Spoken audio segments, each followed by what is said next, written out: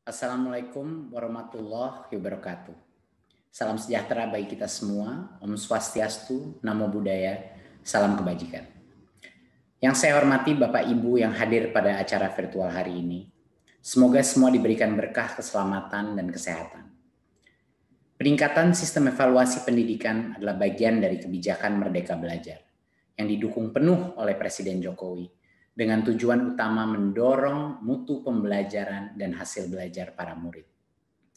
Untuk itu Kemendikbud mengeluarkan kebijakan asesmen nasional yang dirancang tidak hanya sebagai pengganti ujian nasional dan ujian sekolah berstandar nasional, tetapi sebagai penanda perubahan paradigma tentang evaluasi pendidikan. Perubahan mendasar asesmen nasional adalah tidak lagi mengevaluasi capaian murid secara individu, akan tetapi mengevaluasi dan memetakan sistem pendidikan berupa input, proses, dan hasil. Potret layanan dan kinerja setiap sekolah dari hasil asesmen nasional ini kemudian menjadi cermin untuk kita bersama-sama melakukan refleksi, mempercepat perbaikan mutu pendidikan Indonesia. Asesmen nasional terdiri dari 3 bagian, yaitu pertama, asesmen kompetensi minimum atau AKM. Kedua yaitu survei karakter, dan yang ketiga adalah survei lingkungan belajar. Asesmen kompetensi minimum atau AKM dirancang untuk mengukur capaian murid dari hasil belajar kognitif yaitu literasi dan numerasi.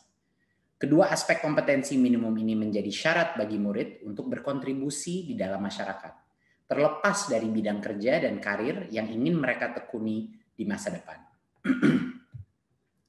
Fokus kepada kemampuan literasi dan numerasi tidak kemudian mengecilkan arti penting mata pelajaran, karena justru membantu murid mempelajari bidang ilmu lain, terutama untuk berpikir dan mencerna informasi dalam bentuk tertulis dan dalam bentuk angka atau secara kuantitatif. Jadinya kemampuan literasi dan numerasi adalah kemampuan yang akan berdampak kepada semua mata pelajaran yang diajarkan dan dipelajari oleh murid-murid kita. Bagian kedua adalah dari asesmen nasional adalah survei karakter yang dirancang untuk mengukur pencapaian murid dari hasil belajar sosial emosional berupa pilar karakter untuk mencetak profil pelajar Pancasila. Dengan 6 indikator utama yaitu beriman dan bertakwa kepada Tuhan Yang Maha Esa serta berakhlak mulia. Kedua, kebinekaan global. Ketiga, kemandirian.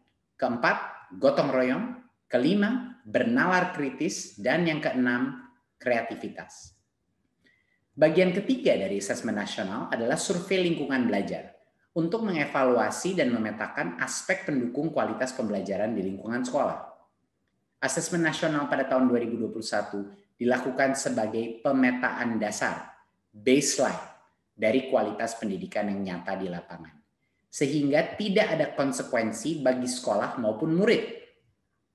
Kemendikbud juga akan membantu sekolah dan dinas pendidikan dengan cara menyediakan laporan hasil asesmen yang menjelaskan profil, kekuatan, dan area perbaikan di tiap sekolah dan daerah. Sehingga sangat penting dipahami, terutama oleh guru kepala sekolah, murid, dan orang tua, bahwa asesmen nasional untuk 2021 tidak memerlukan persiapan-persiapan khusus maupun tambahan yang justru akan menjadi beban psikologis tersendiri. Tidak usah cemas, tidak perlu bimbel khusus untuk asesmen nasional.